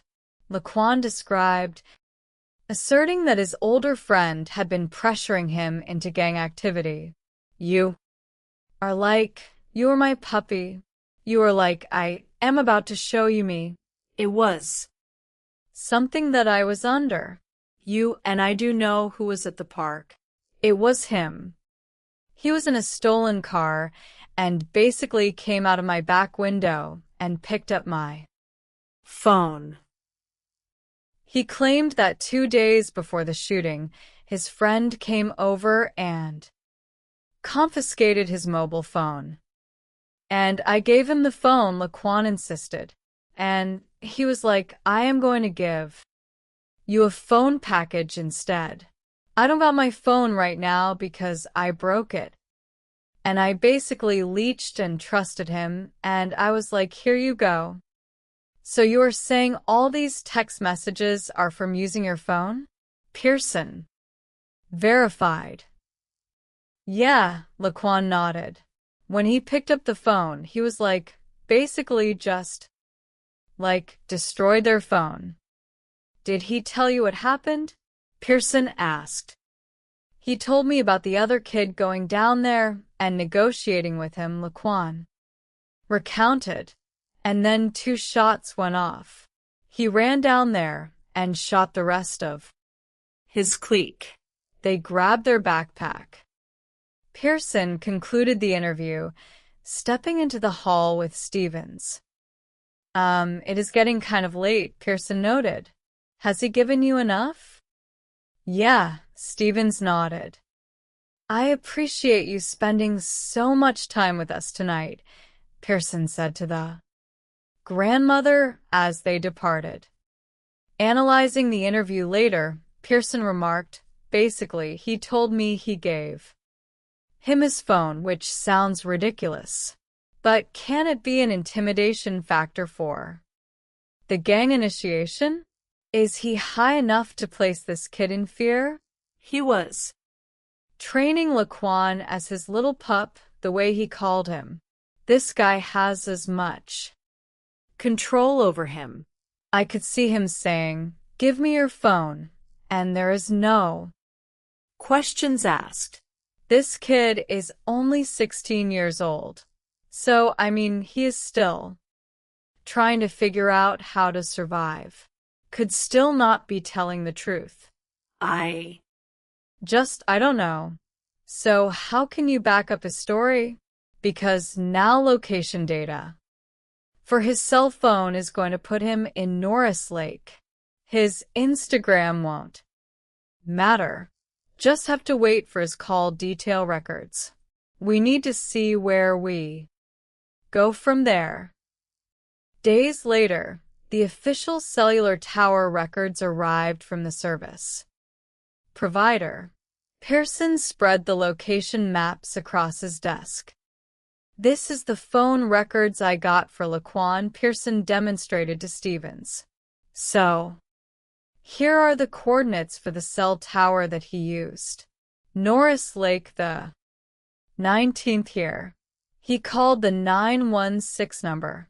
And then again on the 20th, the afternoon before the homicides. And then right here, the 21st, 11:30 in the morning, 11 hours after the homicide, he called. Again. See if I can figure out who it is. That 916 number is to his grandmother. Really? Stevens gasped. Yes, Pearson confirmed. And you can scroll down. And each one of these he is in Norris Lake. In the interview, Laquan was talking about his friend came up, picked up his phone on the 19th, and he didn't get it back until the 24th. His friend is not talking to his grandma. Laquan is going to be involved. I know he was in Norris Lake. I know it was his Instagram. And I know It was his phone talking to the victim. Now we know that what he is telling me in the interview is false.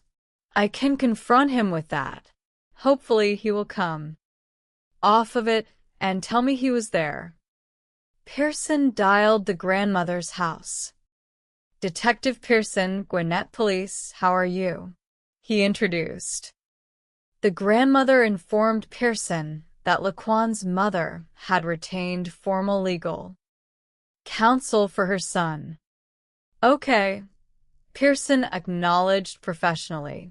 She says Laquan's mother retained representation for her son. I don't believe he was by himself, but if that is your decision, I won't reach out to him anymore. I will probably end up getting warrants for Laquan. I am telling you that straight up. All right, bye. Pearson hung up the receiver and looked at Stevens. I have more than enough evidence to charge Laquan. At this point, there is nothing else I can do. Just get him into custody, and we will go from there.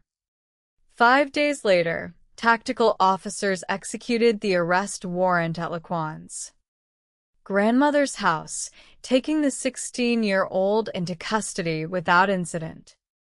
They took Laquan into custody at his grandmother's house, Pearson reported.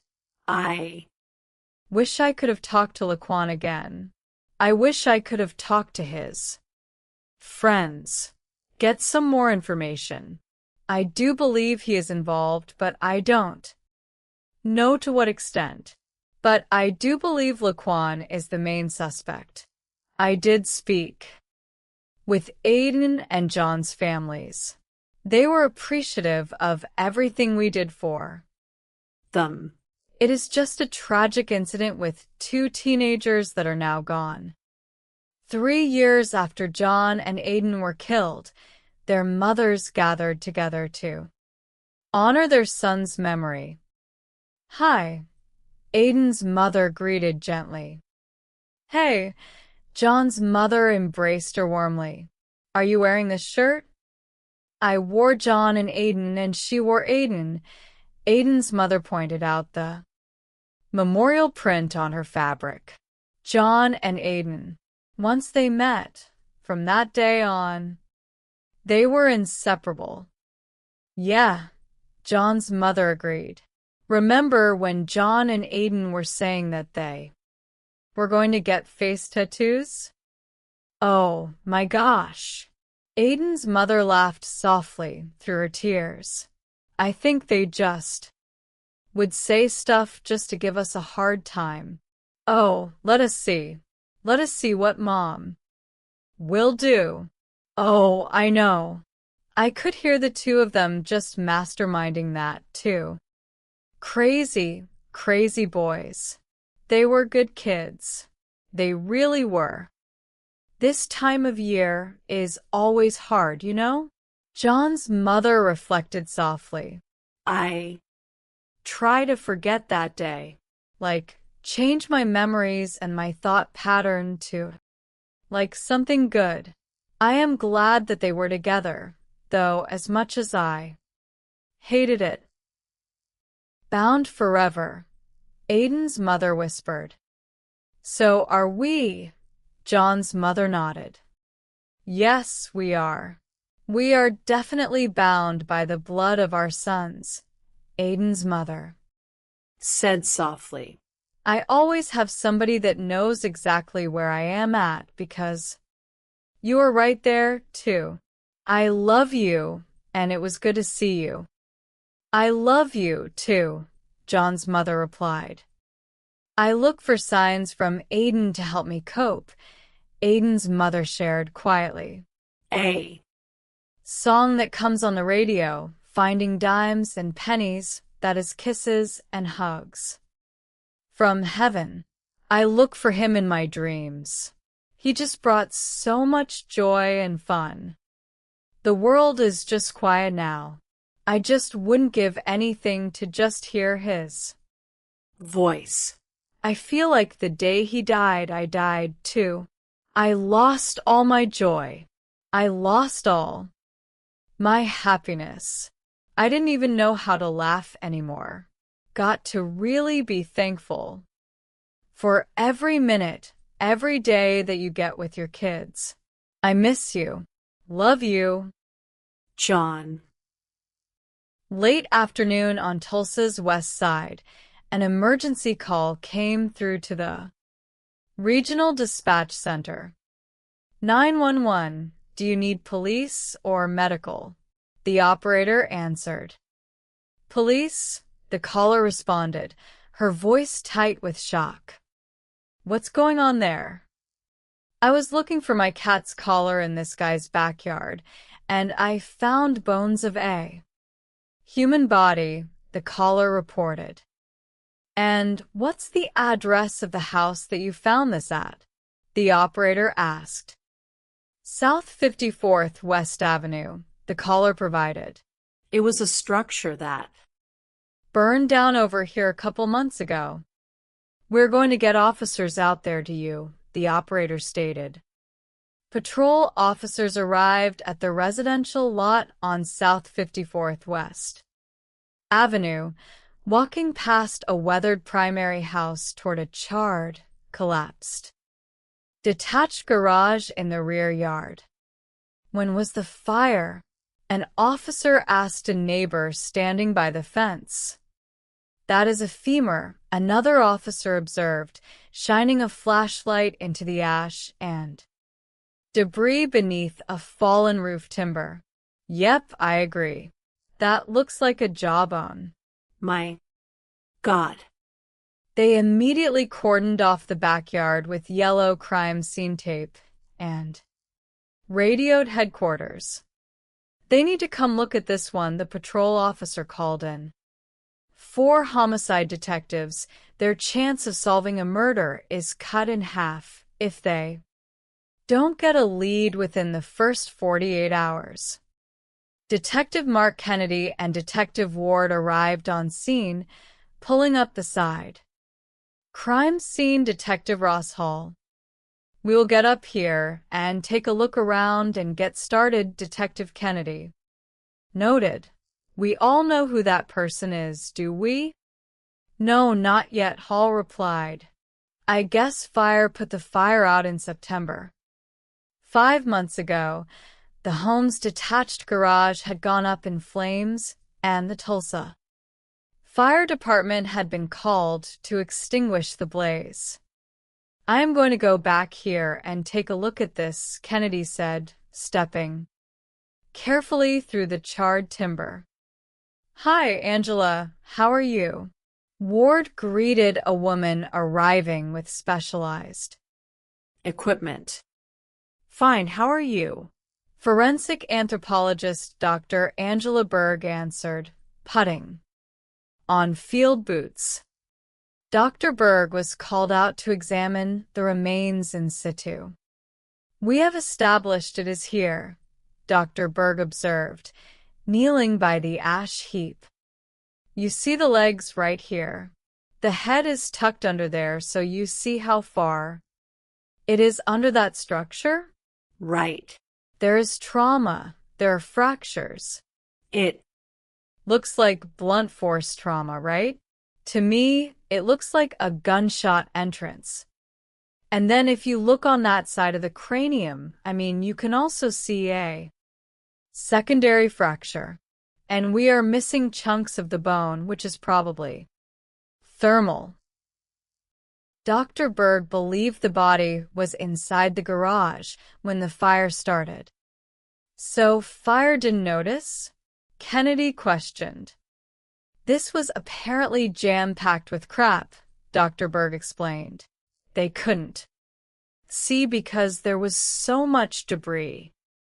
Yeah, that is true, Ward agreed. It looks very intentional, over like the body, almost the way the head is kind of cradled in there. Kennedy analyzed the positioning. The official cause of the fire had not been determined by investigators at the time. Can we tell if this is a male or a female? Kennedy asked. I cannot tell anything right now. Dr. Berg shook her head.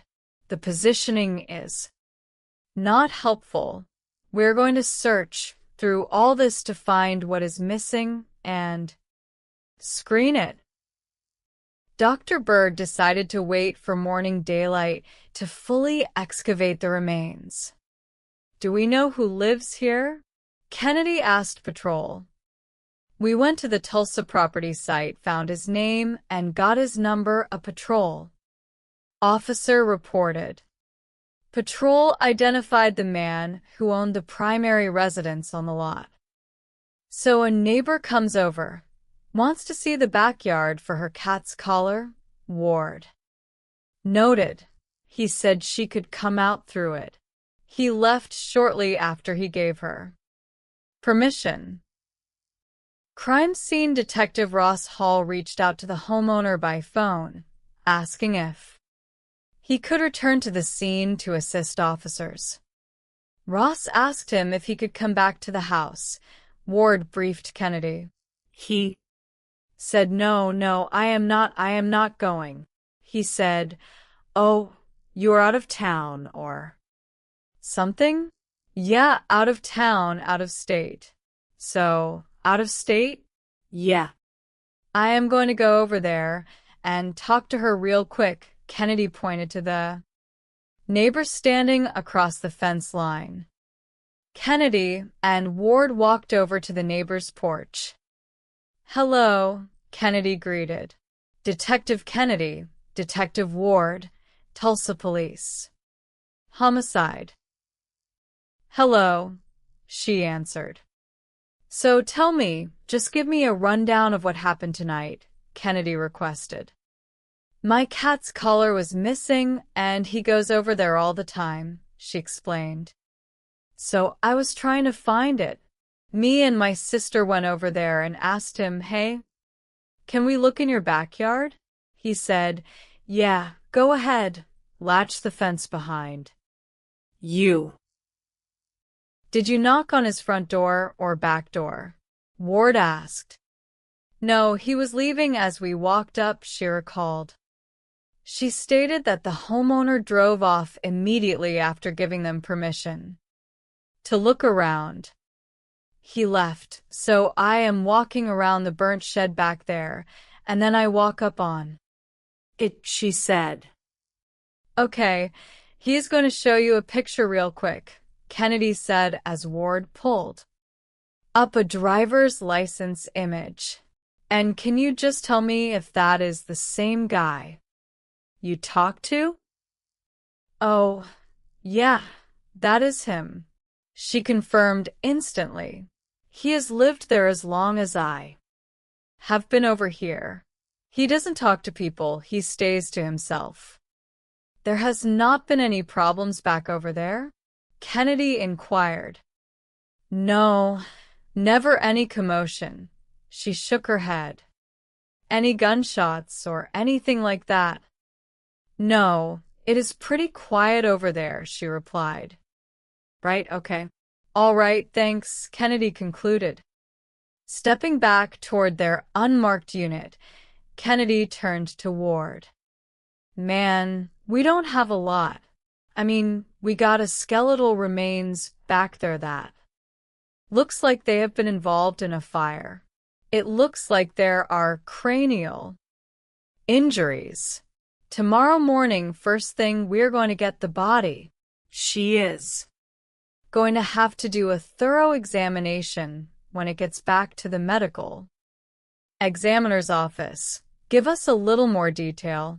Right now, she says it doesn't look natural. What we will be doing right now is probably going back to the office, trying to find some more information on this homeowner. This gentleman. Right here, he is the individual that lives there. Let us give the old boy a call. Kennedy dialed the homeowner's mobile number from headquarters. This is Detective Kennedy with the Tulsa Police Department, he introduced.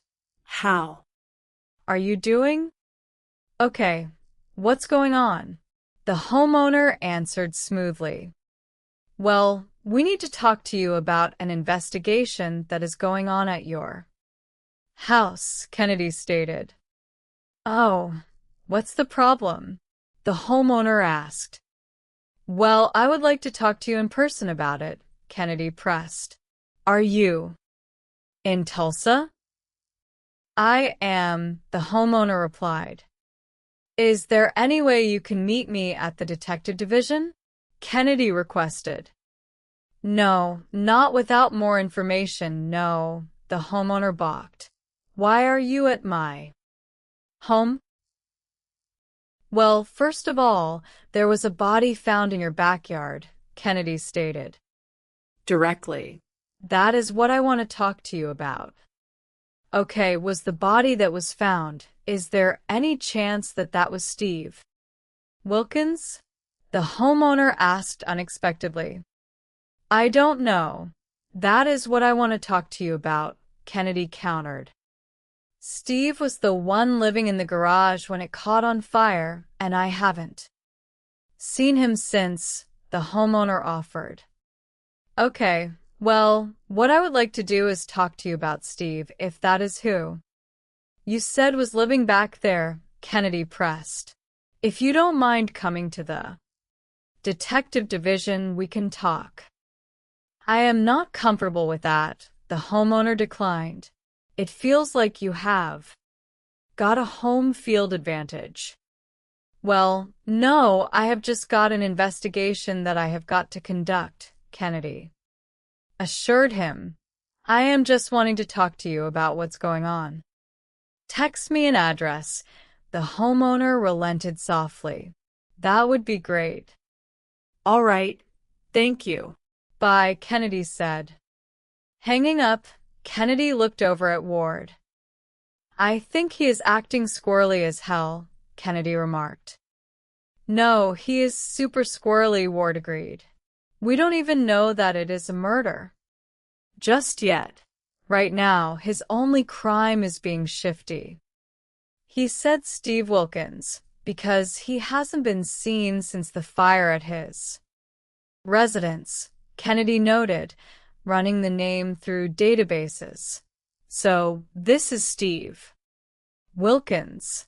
I don't see any missing persons reports filed for Steve Wilkins, but he was living in that garage apartment and nobody has seen him since. So I have a feeling it is going to be him. 55-year-old Steve Wilkins was born in California and spent time in Oklahoma, Georgia, and Germany while his father served in the military. He moved to Tulsa over 20 years ago, where he worked as a baker and volunteered with Neighbors Along the Line, a community support group. Steve had 3 siblings and 4 children. We're going to have to wait for a positive identification and get that, Kennedy said. We're going to have to wait for Angela Berg to do her magic. Priority now is to talk to the homeowner, get him down here, and do an interview with him, and see what he can tell us. 3 hours into the investigation, the homeowner arrived at the detective division and was escorted into an interview room. Hi, Kennedy greeted, sitting across from him. So we got called out to your address. Some skeletal remains were found. We found out that a fire had been back there in September, I believe. I believe it was the 14th, the homeowner recalled precisely. I think it was a Wednesday. Neighbors came and beat on my front door about 4 in the morning. They said, your garage is on fire. I said, oh shit. They said, do you have any idea where Steve is? I said, I don't know. How long had Steve been staying back there with you? Kennedy asked. About 3 years, the homeowner answered. How do you know Steve? Just as a neighbor who had run into hard times, the homeowner explained. He had lived immediately across the street. He lived there by himself? Started off, his family was there, and then they moved out, the homeowner recounted. Steve's wife and children had moved out 3 years prior, and Steve had to give up his residence when he could no longer afford it. Tell me a little bit about Steve, Kennedy invited. He wrote poetry, the homeowner described, and Steve was better spoken than most people on the west side. Did you guys get along pretty well? Kennedy inquired. We didn't argue. We didn't fight, the homeowner claimed. So I guess so. Right. So this happened on September 14th, Kennedy noted. Prior to that, the last time you saw Steve was when? Earlier in the evening of that Wednesday, I saw him around 6 in the evening. The homeowner stated. He claimed he last saw Steve about 10 hours before the fire broke out. A couple of people had come through that afternoon, the homeowner added. Casually. They were there like 4 in the afternoon. What did these people look like? Kennedy pressed. My recollection, it was 2 males, probably white, the homeowner said. I couldn't tell. Steve indicated that they were not happy with him. What did he tell you about them? Why were they not happy? He didn't say. The homeowner shook his head. Did you not say what's going on? Why are they not happy? Kennedy questioned. I made statements like that, and he didn't have any answer, the homeowner replied. Did you give any of this information to the fire department? Kennedy asked. I don't remember if I told them that or not, the homeowner claimed. Why? You didn't think that was suspicious? Kennedy probed sharply. No, the homeowner insisted. I have just assumed that whoever had started the fire had scared Steve, and he ran off. Come on, Kennedy leaned in, his voice firm. I am giving you an opportunity to tell me what happened. If there is an explanation for it, put it out there now. If there were an explanation, I was very happy, the homeowner responded. Cryptically. So, you are telling me you had nothing to do with it? Kennedy asked directly. That is correct, the homeowner affirmed.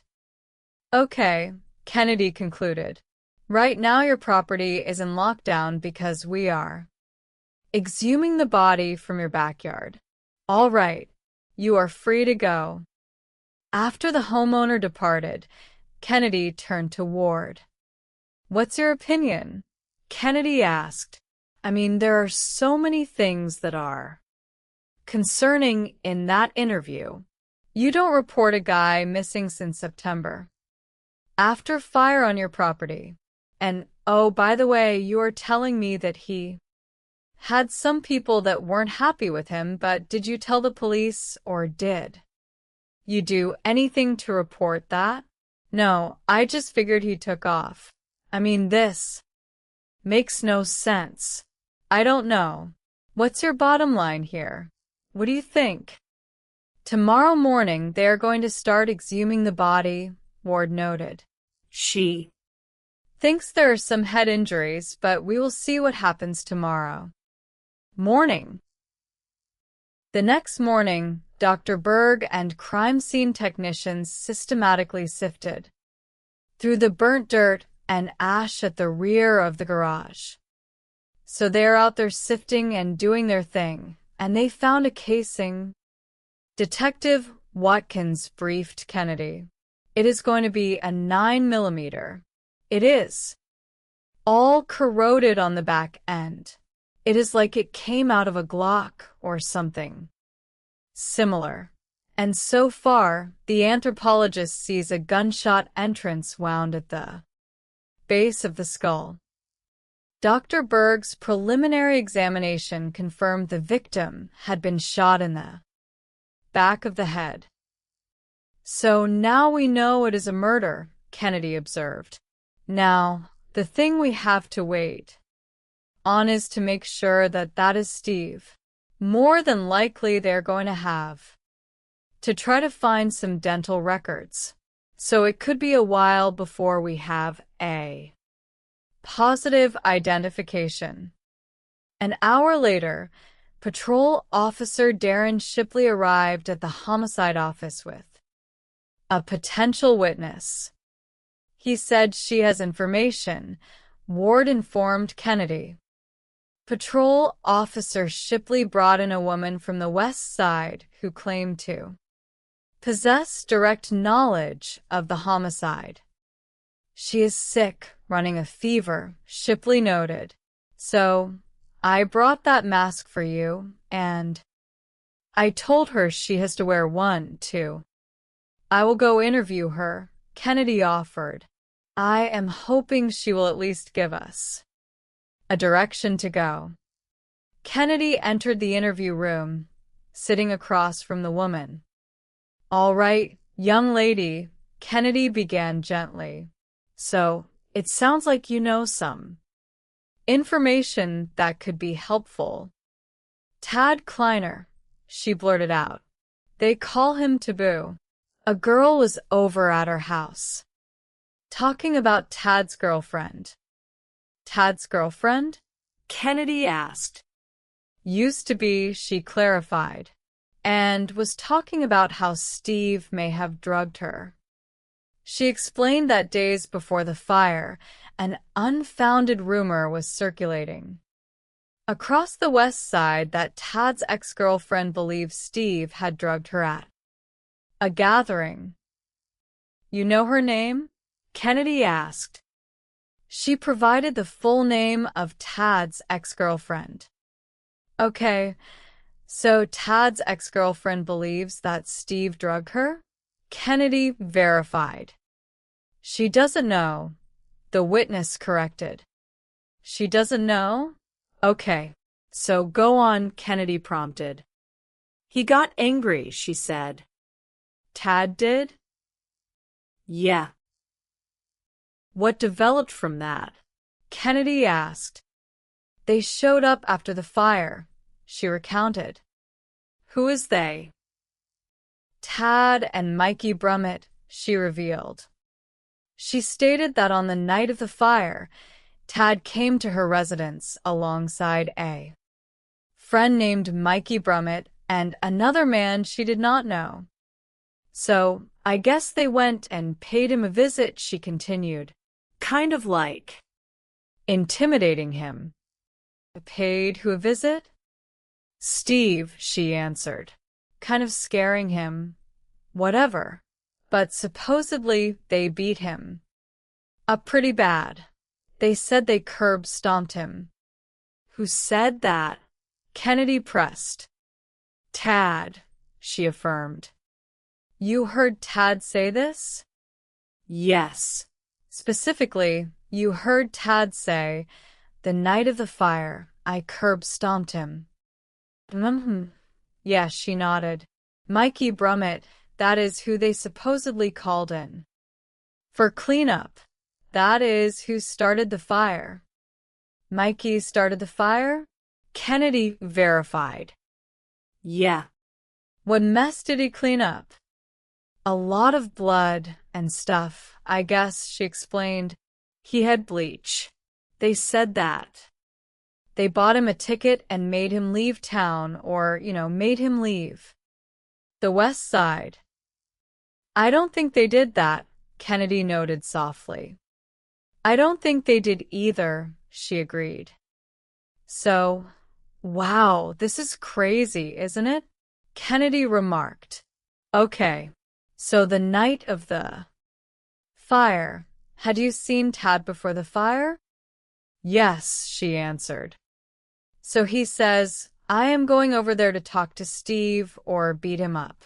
What did he say he was going to do? He just said he was going over there, she recalled. He didn't say what they were going to do.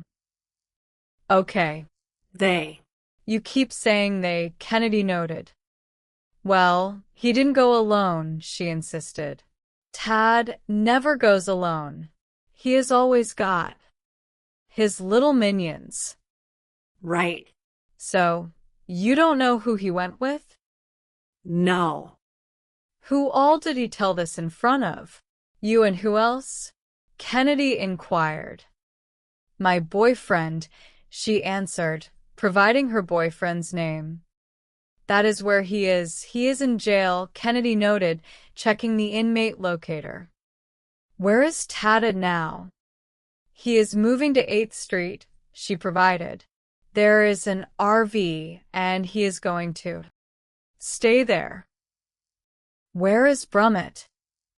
Mikey Brummett is in jail, she answered. He is? Yeah. Thank God, she exhaled. For what? Guns, she revealed. We are all afraid of them. That is one of those sides where you don't call police. All right. Hang loose here for a second, okay? Kennedy said, stepping into the hallway to meet Ward. That is a hell of a lot more than we had, Ward remarked. Yeah. I mean, she is getting first-hand information from Tad direct. Kennedy agreed. He pulled up the state correctional database, displaying a mugshot. There he is, Tad Kleiner, Kennedy identified. 36-year-old Tad Kleiner grew up on the west side of Tulsa. He had several prior convictions, including drug possession, illegal firearm possession, and resisting arrest. This is Brummett. Kennedy clicked to the next file.